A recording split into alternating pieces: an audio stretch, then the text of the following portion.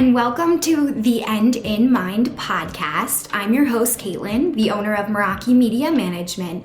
The End in Mind is a place where we come to share stories, tips, and strategies of many entrepreneurs, creatives, business owners, and just some people that aren't willing to live the traditional lifestyle. We talk about how to live outside of the box today and how to incorporate what really is important in your life to keep that end goal always in mind. Again, if you would like to reach out to me in any type of way, you can find me on Instagram at Meraki_media_management. And I hope to hear from you all soon. Thanks so much and enjoy our show.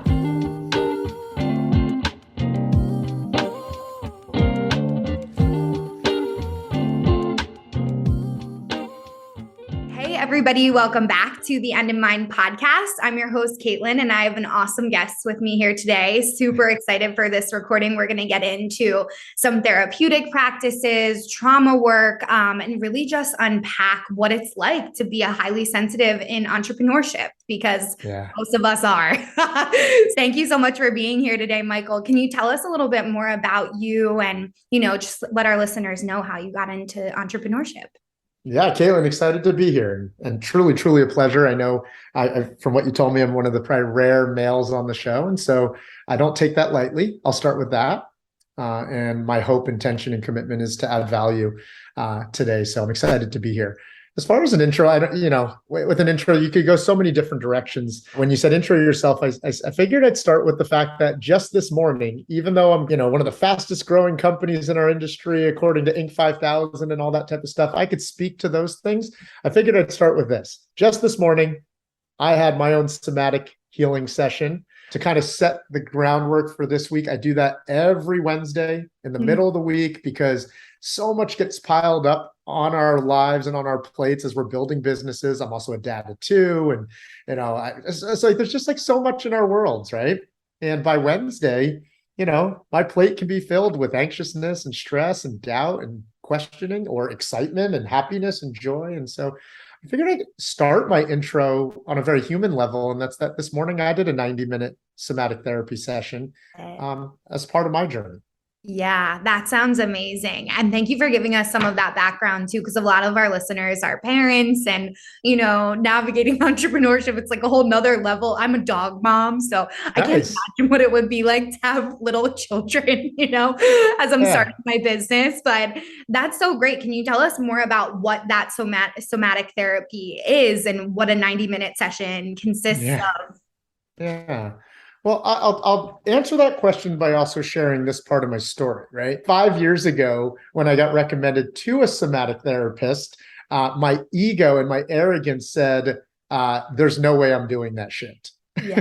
Because I had done so much personal growth stuff up until that point in my life, right? I had done all of the Tony Robbins stuff and John Maxwell training, and I had done MITT and Landmark and a lot of things. And I'm not saying it that way, like I knocked those things, but that had been my exposure to personal growth. And therefore, my perception of anything with the word therapy in it meant something's wrong with me, or you got to be really crazy to be going to do those things. And I kind of resisted it at first. So I wanted to start with that story. And as part of my intro and sharing what somatic therapy is, that first round of personal growth, all the things I just described, I thought it was the only way because it led to some success. It's part of my bio and other things. Like I've won over a dozen national championships in karate.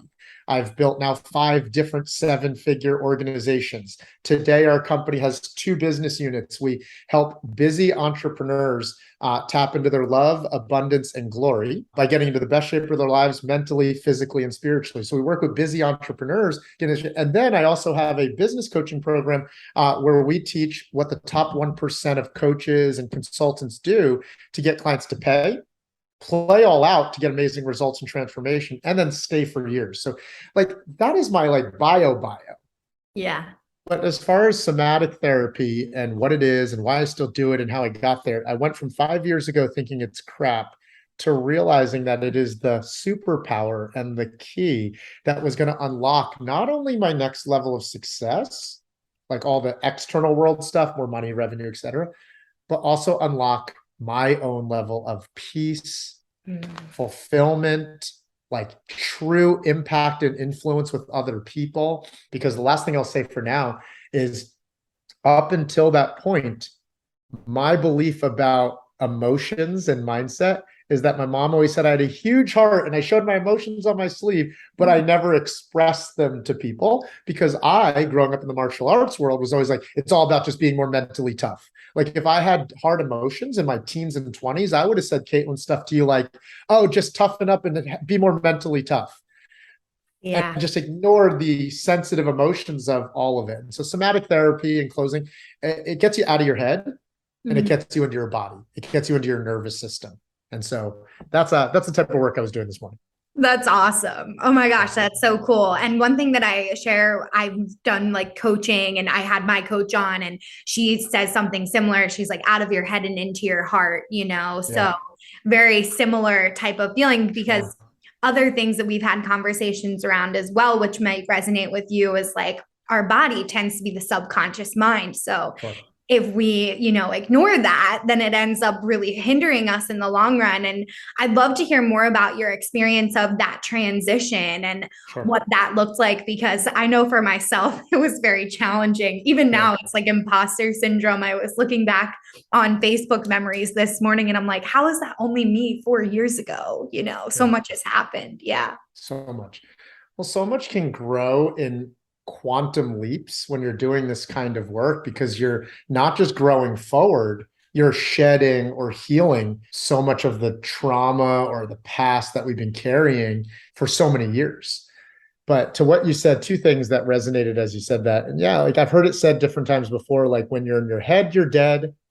When you're in your heart, you're smart, right? Love that. And the second thing about that as part of the journey is that when I was the just be more mentally tough guy, to the listeners and to you, Caitlin, like how many times I know for myself have you said things like, I'm not mad. I swear I'm not mad. Like you're telling yourself you're not mad, but yet your like nervous system's all tense. You like have a pit in your stomach, or like, no, I swear I'm not upset. I'm not upset, or I'm not sad. I'm not stressed. Right. It's like, yeah, you can mentally talk yourself through your feelings, but like you said, it's like our nervous system is kind of like our subconscious mind. It's like our mind might forget things, but our nervous system remembers. Our nervous system keeps score. And so the journey for me went back to actually some really dark years. So I built 3 7-figure organizations, if we're talking business stuff here for a second, Yeah. through my 20s. Right. And Wow. so here I am, bought a house at 24, 25 years old, and 7-figure businesses, making mom and dad proud, right? The people pleaser inside of me. I'm the oldest son of an Asian family. I'm making mom and dad proud, right?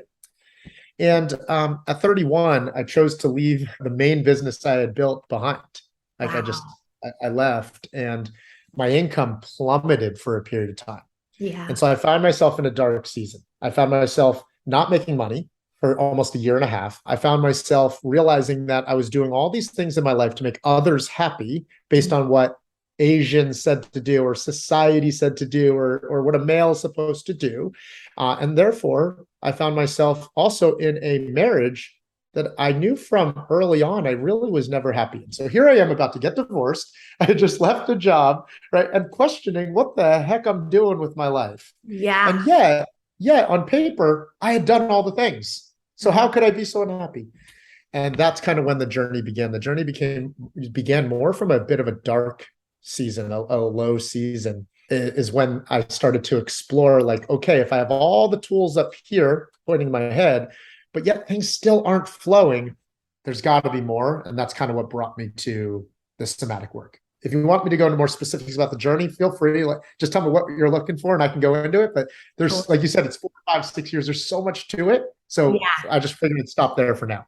No, that's great to hear because I think a lot of us might be in that dark period now. It's like post pandemic craziness. Now we're Sure. trying to like figure out our footing. And I Sure. know for myself, making that pivot, it was exactly the same. Like, income loss, imposter Yeah. syndrome sets in, it's like who even am I? I built Yeah. this life I thought I wanted. Like for me, it was really the business. I was Mm, very lucky that my relationships didn't play out too much, but I realized different sure. boundaries, like Sure. with Sure. parents that I had to set up and things like that. And even though like family members, we love them dearly, we as entrepreneurs also can't always take it all in. I Yeah. realize, like we're so hyper aware of the environment to begin with. And, Yeah. being able to really like ground myself was so important. So Mm, telling mm. me if you can like unpack to me what that looked like when you were like, dang, Yeah. because I feel like I just came out of that, So even Sure. selfishly, I'm curious. Sure.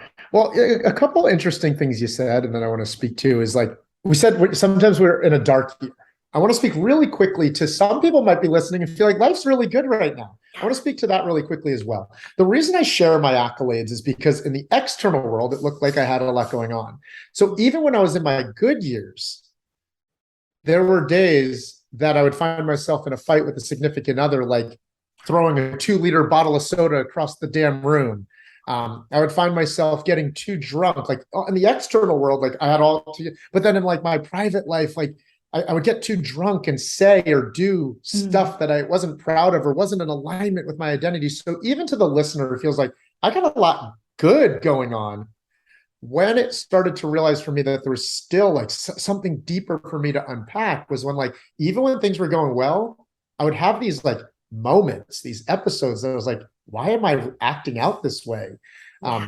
That I wasn't proud of. And that's where, this work is still so, so powerful. So to your question, when you said you find yourself in this like, dang, Yeah. type of moment, what that looked like. Well, identity is the word that Yeah. comes to mind, Love that. right? We carry so much to the identity of who we are. And most of us, our identity is tied, why I've spent time speaking so much so far, to like the external world things. So much of our identity is tied to those things. When those external things are like compromised, Mm. it affects how we feel internally if we've attached our identity to those things: money, relationship, house that we live in, school we went to, blah, blah, blah, blah, blah. I'm not saying those things aren't bad. I'm not saying those things are bad or good. I'm saying that when we attach our own identity to them, we are never actually grounded and safe. And so when all that got shook and I was in this space where I was like, damn, is when I started to do a lot of work. And here's what that journey started to look like: the competitive side of me, right? Every time I felt like I was losing, my money was going down or sales weren't going well, like I had a lot go on emotionally for me. And I thought at one point it was about just learn more, work harder, and be more mentally tough. And there came a point where that wasn't getting the job done, or it was getting results, but I was stressed, overwhelmed, anxious, drinking too much, Yeah. etc.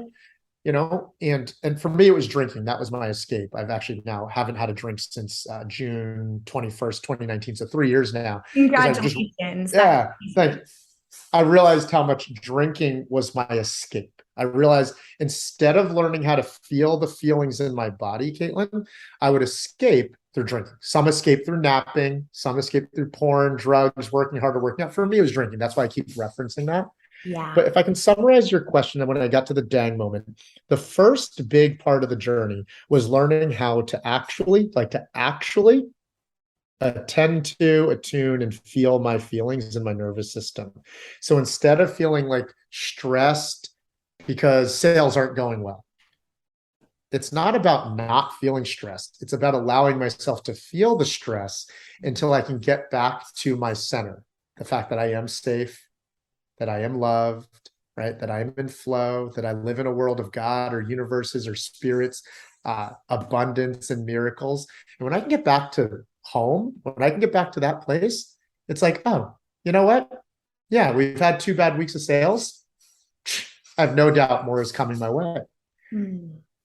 But it took me learning how to slow down and process like the feeling in my nervous system. Because if not, what I found, Caitlin, is that what we resist persists. So I could feel the stress, right?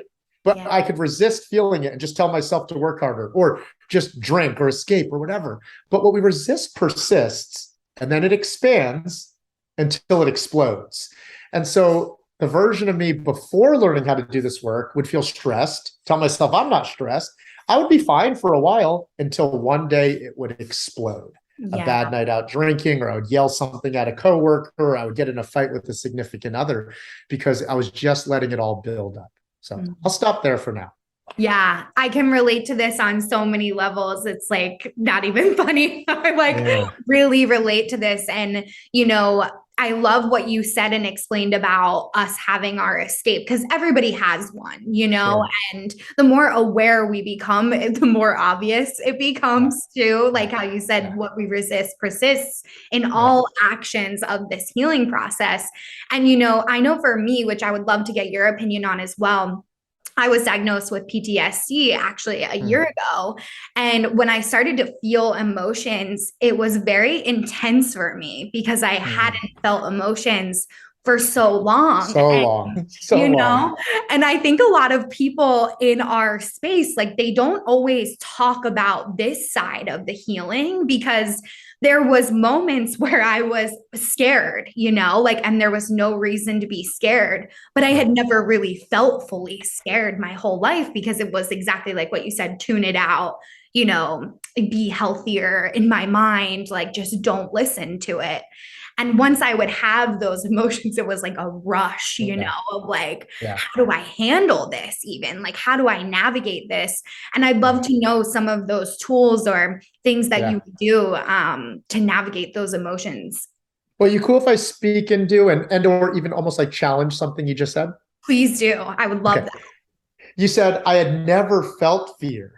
And the only distinction I want to make about that is not that you had never felt fear. You had felt fear many times in your life. Yeah. The more accurate thing that I think you're saying, and I'm only challenging this because I used to say the same thing, and this is discovery I have. It's not that I had never felt fear, worry, anxiousness before. It's that I had never been given the space and the tools to actually know how to experience the fear.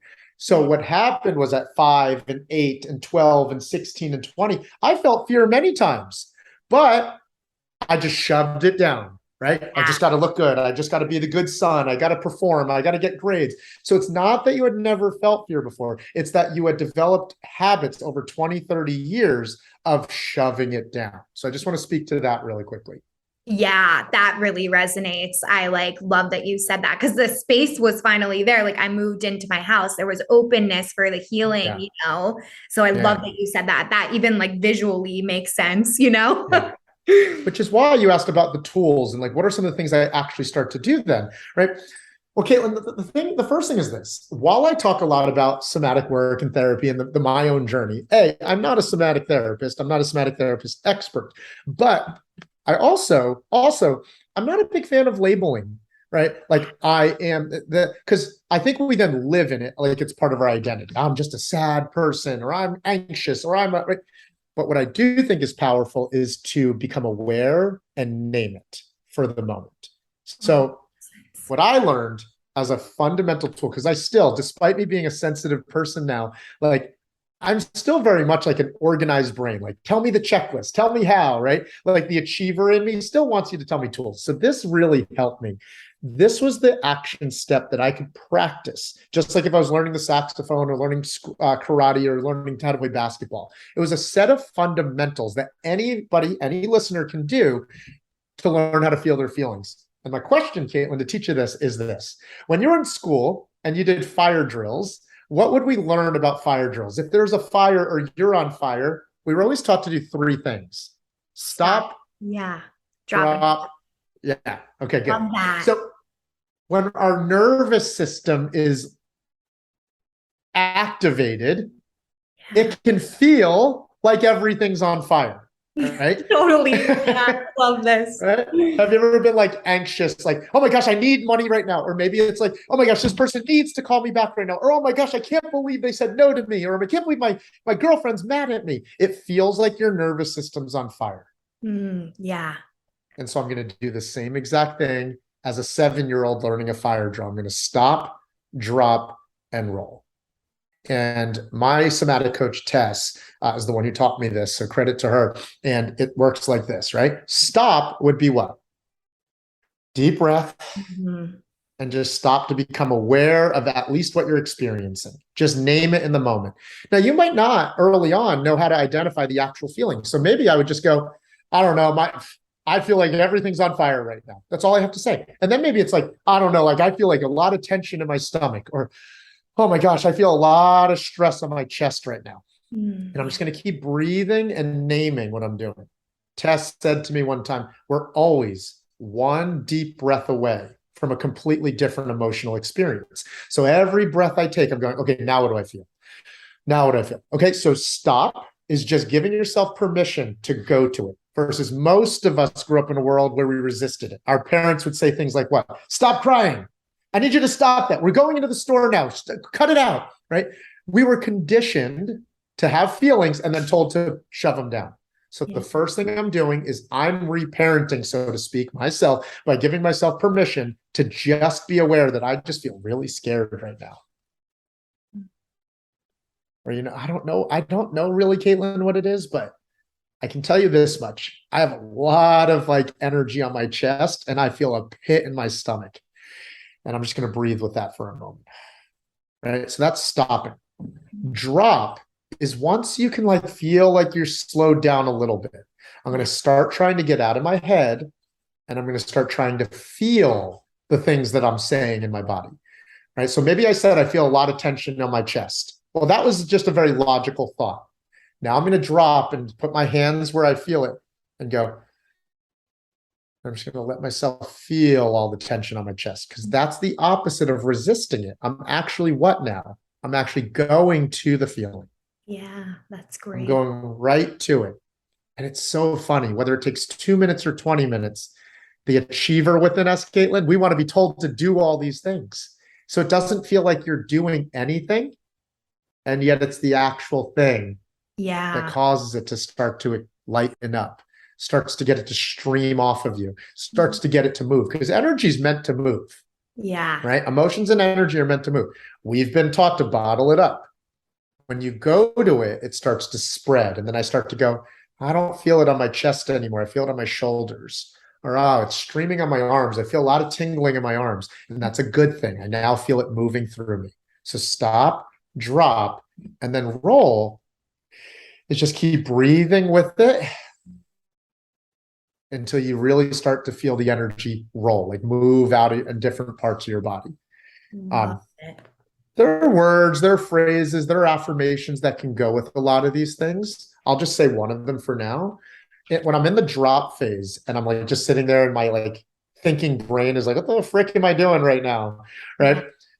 I just sometimes will go, even when I feel all of this fear, I can breathe.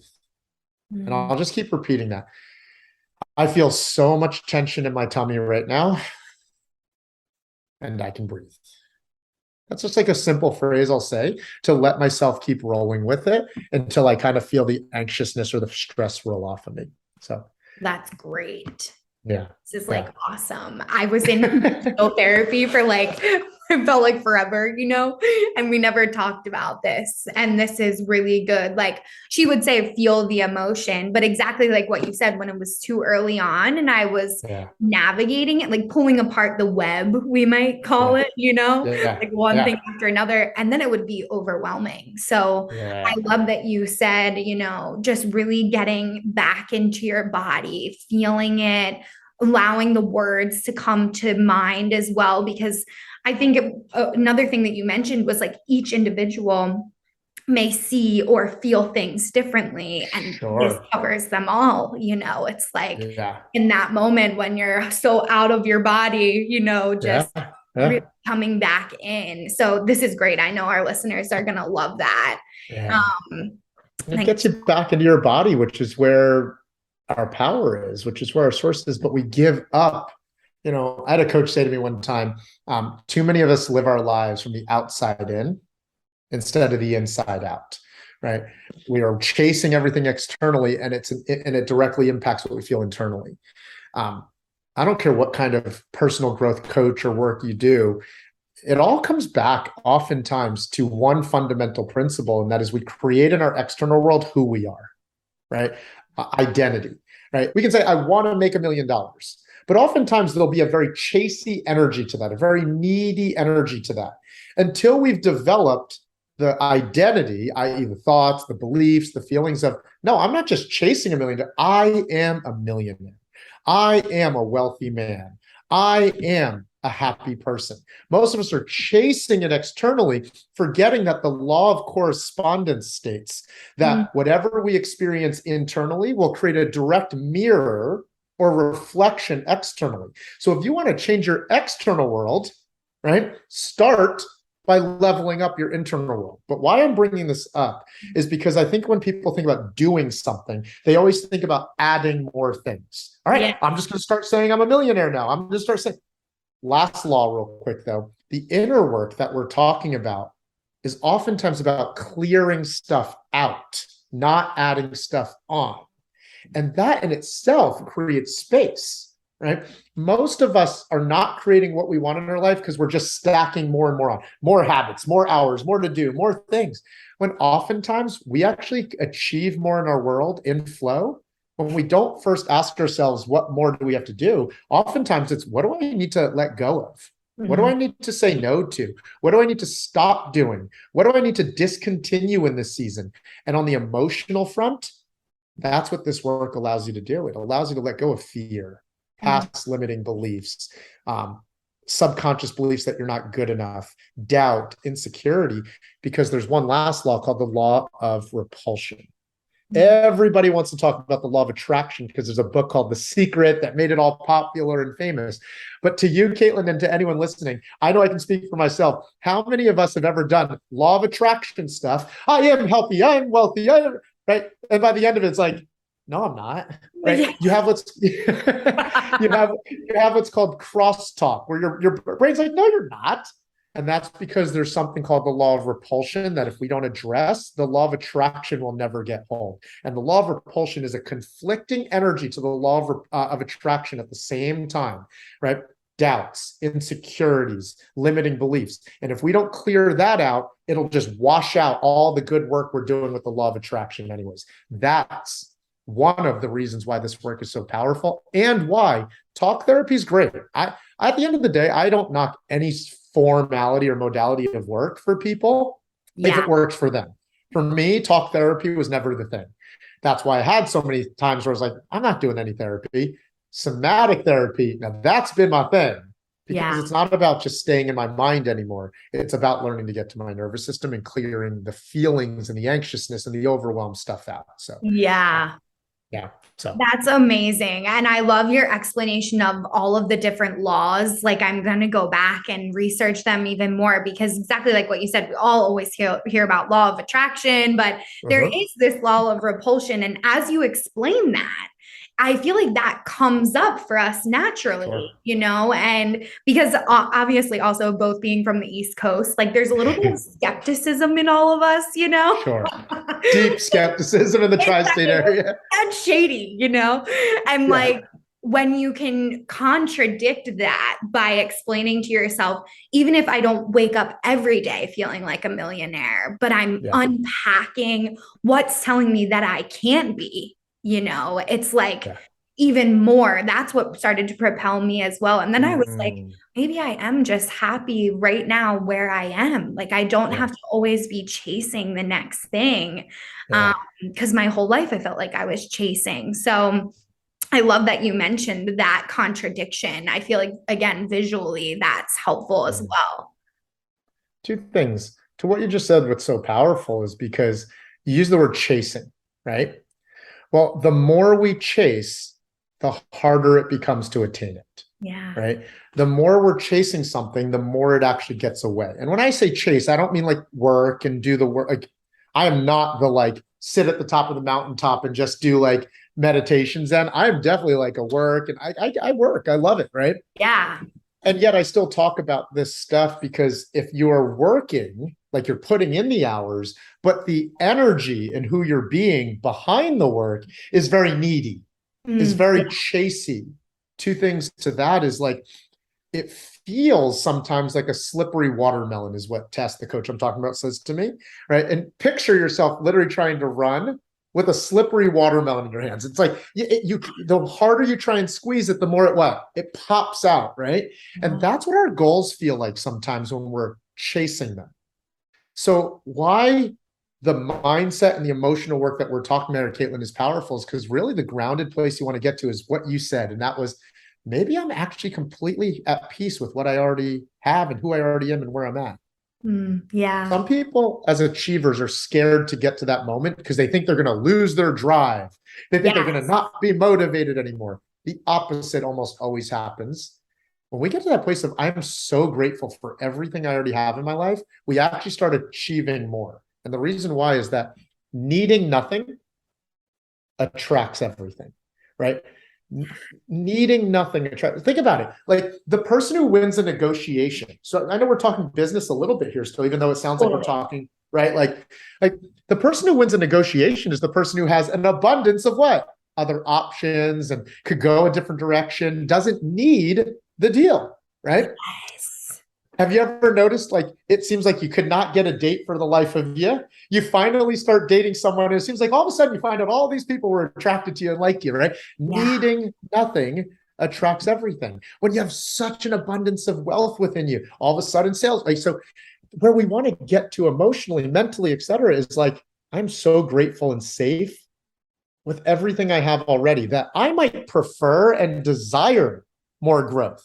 Yeah. Notice the words I use there. I might desire it. I might prefer it, but I don't need it or want it.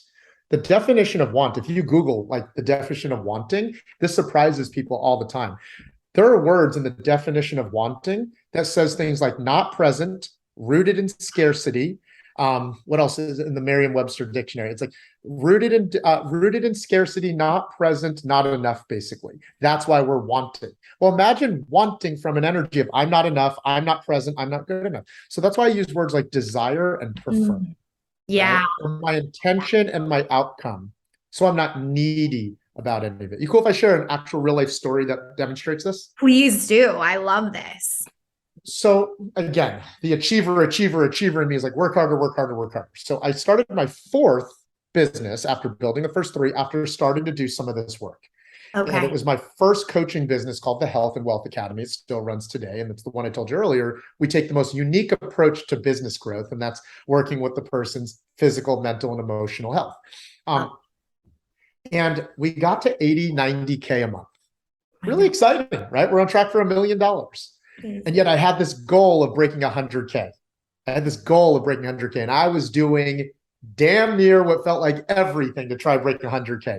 I was going to join every dang mastermind. I was going to work 12, 16 hours a day if I had to, work 6 or 7, right? And something interesting happened. The harder I tried, the more stuck I felt. Oh my God, I can so relate to this. Yes. Slippery watermelon feel, right? Yeah. It's like I'm squeezing tighter and it's getting away from me. And so here I had tried to join like every strategic mastermind and do more. I tried doing paid ads. I tried to launch more other products. I tried to blah, blah, blah, blah, blah, right? And after about a year of being stuck at 80, 90, and here's how you knew it probably wasn't about working harder. We had a 96K month. We had a 92K month. We had a 94K month. And so I go on a walk and I'm doing this somatic work now. And I'm like, I don't know, like, I can't break 100K. I'm not good enough. I just feel like I'm not good enough. I feel like it's just not possible. And I started to speak all this reality of like, I'm not good enough. It's my industry. And at the end of the day, more times than not, those things are just BS. They're just our own beliefs that we're choosing in that moment, right? Here's the crazy part of the story, Caitlin. As I just kind of felt into my nervous system and got out of my head, something just popped up into like my thoughts immediately that felt true. And it was this. My dad hates people that make 6 figures. Now, here's how the story unfolds. My dad growing up, and my dad passed in January, so God bless him. So sorry. Yeah, thank you. Thank you. But growing up, he was the type of guy that like, he conditioned within me at times, like money is the root of all evil or like stuff like that. One thing I remembered as I was doing this like nervous system stuff, because again, the mind forgets what the body remembers, right? is all of a sudden my body remembers all the times my dad made comments about people who made six figures, like, oh, rich guy, oh, that guy, oh, must be nice to be him. He was never speaking in love about these people, right? Sure, yeah. So if these people made six figures in a year and my dad was bad mouthing them, my nervous system subconsciously started telling myself, what? If I make six figures in a month, my dad's not going to approve of that. I'm not going to be loved. And we are not wired as human beings before all else to be successful. Yeah. We're actually wired as human beings before all else to be loved and accepted. Yeah. Right?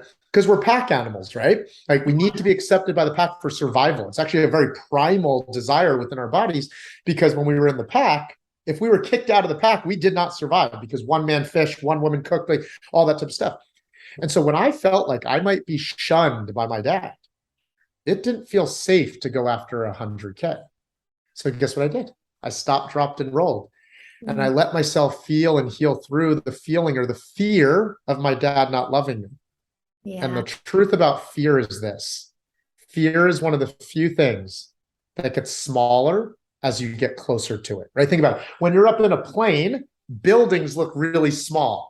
But when you get closer to it, buildings are actually pretty damn big, right? Fear is one of those things that as you go closer to it, it's one of the few things that as you get closer to it actually gets smaller. And I just let myself sit there and I just let myself feel into like the fear of my dad's not going to love me. My dad's going to disapprove of this. And by able to work through it, I was able to get back to what's true.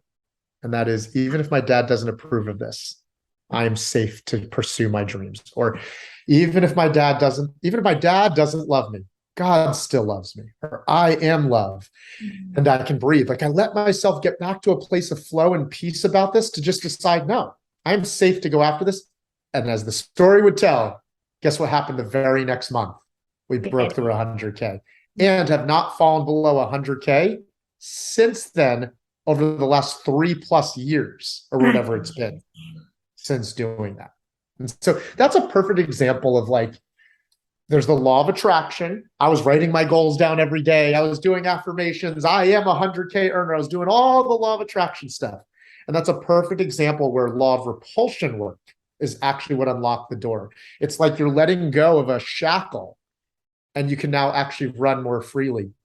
But most of the personal growth world, most of the personal growth gurus have convinced us that we need to like jump up and down and stand in the sun and do affirmations over. And I'm not knocking any of those things, to be very clear. I still do versions of either meditation or affirmation. But to think that is the only thing that is going to just guarantee you success, there's so much more to the world and success than just those things. And so that's why I share that. Oh my gosh, I love that story. And I'm so sorry about your dad. I also lost my dad when I was 15. It shaped my entire life. So I really resonate with everything that you said. And, you know, our dads are very important to us. And they, of course, pass along things. And during my healing journey, I also had to remember, like, he just wasn't aware, you know, like he just didn't even know. And I think that that's what's so beautiful about this opportunity that our generations have now, is that we have the knowledge, you know, like we're so lucky, we're so fortunate to have this work. It's an opportunity, you know, and I feel like that's exactly how you talked about the fear as well. It's an opportunity to unlock the fear. Like this is a gift that we're not so afraid anymore. And we have the support, like coaches and the communities that you've built. And, you know, when you have other people that do this work too, it's like not as scary, you know, it's like you hear some of these stories and you're like, oh my gosh, especially when you brought up Landmark, it's very similar to that. You hear the stories and it's like, wow, you know, if they can do it, I can do it. So I just thank you so much for sharing that. And then I also just wanted to come back to what you said about doing nothing, because I have experienced this tenfold. I hired all the coaches, like had like 3 coaches at a time. I was so burnt out. This is literally 3 months ago, you know, not that long ago at all, during the summer. And I had decided that it just wasn't benefiting me. And once I slowed down, the clients just came. I didn't even have to do anything. It's Yeah. like Yeah. that energy that you said. It wasn't like I was repelling them anymore, chasing after the neediness, and Yeah. unlocking that fear of like, okay, if I don't have the money that I made last month, like I'm good. I'm Yeah. very fortunate. I have an amazing family, great Yeah. support system. I'm still going to eat at the end of the day, like my coach and I'd Yeah. work on that stuff because in our brains, we get so in our head. It's like, I Life or death. mortgage. Yeah, I'm going to Yeah. die. That's what I've Yeah. said on the podcast before too. Yeah. It's what it feels like. It feels like I would die if this happens. And then people around us are like, are you freaking nuts? Like logically, it doesn't make sense, right? Like emotions don't make sense logically. But Yeah. feeling wise, it feels very, very, very real. And that's why the energy behind it is so important. Because one thing I've noticed with people, myself included, is a lot of us will do gratitude and then Yes. wonder why our worlds are not changing. And so this is another distinction, another perfect example of like embodying it as part of your identity is very different than just being in your head about it, right? I am grateful. Like you can be sitting there doing great gratitude and not feel grateful at all. Like you can feel scared and not enough and wish you had more. And it's not going to make a difference more times than not. And so I think that's a great distinction that like you got to really get to the energy of it. You got to really get to the embodiment, the identity or the feeling of it for it to actually make a damn difference. The analogy I always use with that is like, have you ever been in a relationship and your significant other says, I'm sorry to you? And Yes. you're like, you're not sorry. I can tell you're not sorry. Or has anyone ever said, I love you to you? And you're like, you didn't really feel it, right? Yeah. The words only land so powerfully as the way of being behind it, as the energy behind it.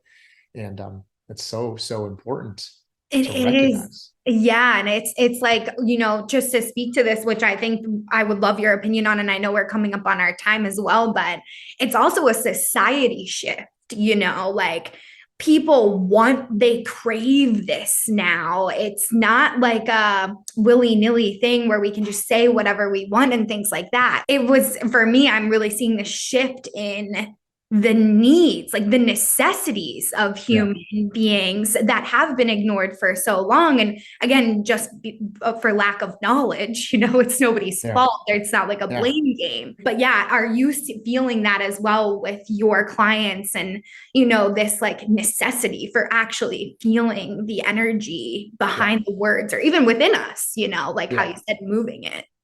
Yeah, because yes, I'm seeing that, and I keep saying this almost like I don't want to sound defensive, but I keep saying this because I think it's important. Like strategy is still important, right? Like hiring a coach is still important, having the game plan is still important, and yet if you have all the tools in the world, but you're shelled up in the corner, like scared and anxious, and like your state, your way of being is not empowered behind it, you're limiting the results, you're limiting the possibilities that come with that. And so I see that. And so a tool that can help people, because we've shared some things that can feel very, to some people, maybe a little woo-woo.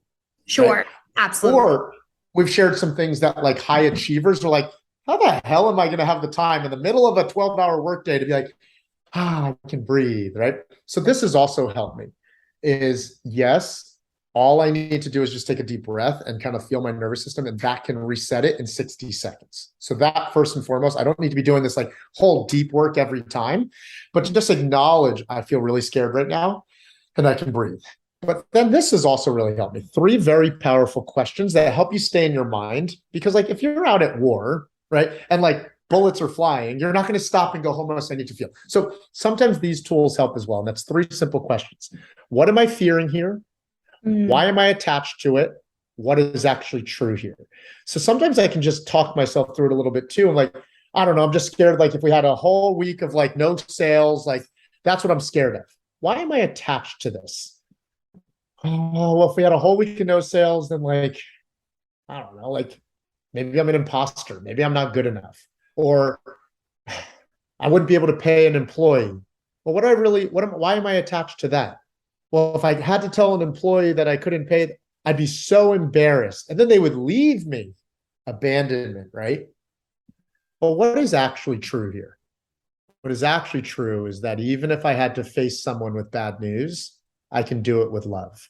or what is actually true here is that abundance is flowing through the universe at all times. And so even though I've had a few bad days of sales, my best days can come after my worst days. And so those three simple questions: what am I fearing? Why am I attached to it? Like, why do I feel needy about it? And what is actually true here? Those three questions really help me ground myself when I'm in like a busy flow and I don't have the time to necessarily slow down and do all of the feeling stuff. That's helped me a ton of times before. Yeah, that's amazing. And such a great tool to come back to what you're saying about strategy, because I also could not agree more. And a lot of what we talk about on here is unpacking the trauma, just because I believe that if we don't do that first, then we will sometimes create this enjailed imprisonment. And like, again, speaking from experience here, then you're able to create from that place of like freedom, you know? So can you tell us what that strategy is like, and like, how can we start to take this trauma work and use it to build something that could potentially be passed down from generation to generation, like yourself? You know, it's miraculous. Yeah.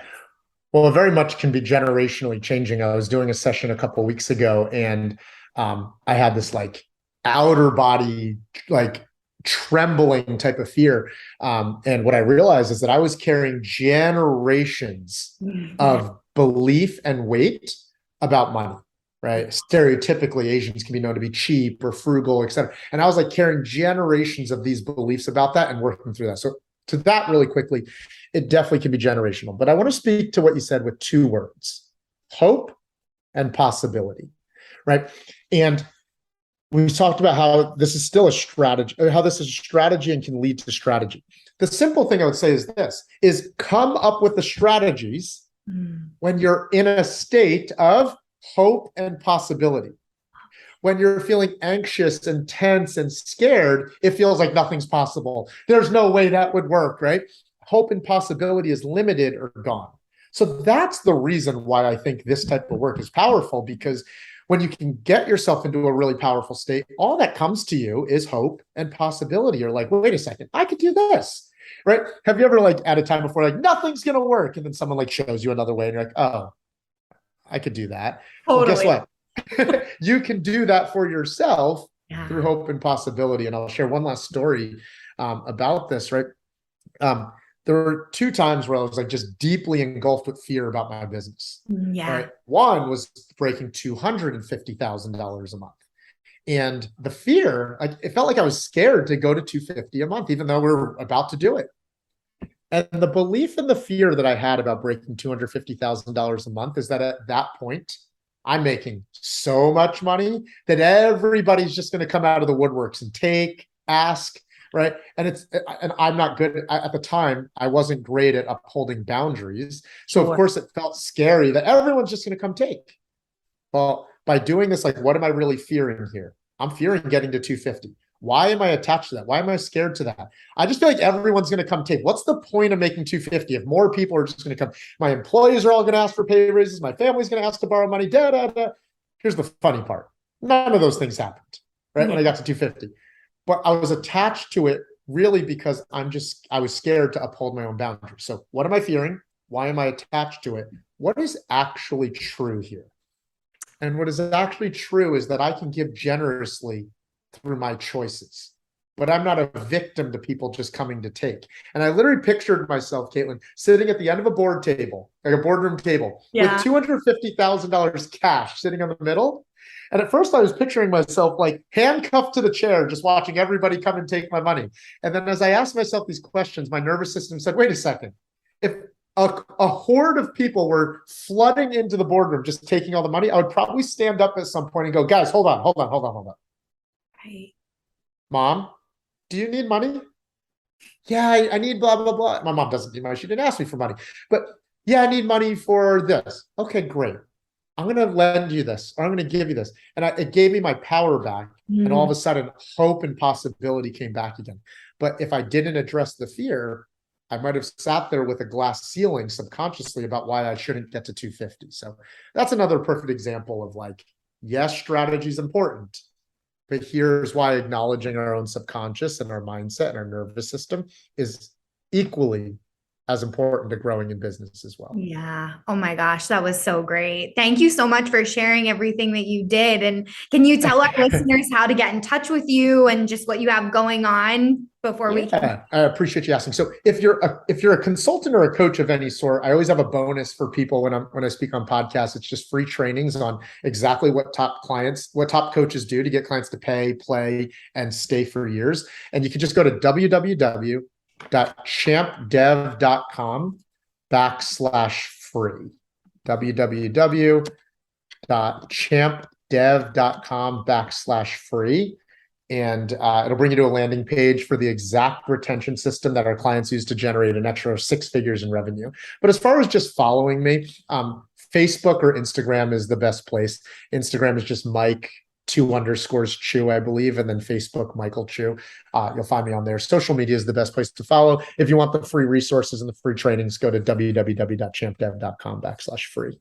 Perfect. And for any of our listeners, we'll have all the links below too, so you can get in touch with Michael that way. But thank you so much for your time. I seriously had the best time chatting with you. Yeah, it's my pleasure. Thank you so much for having me.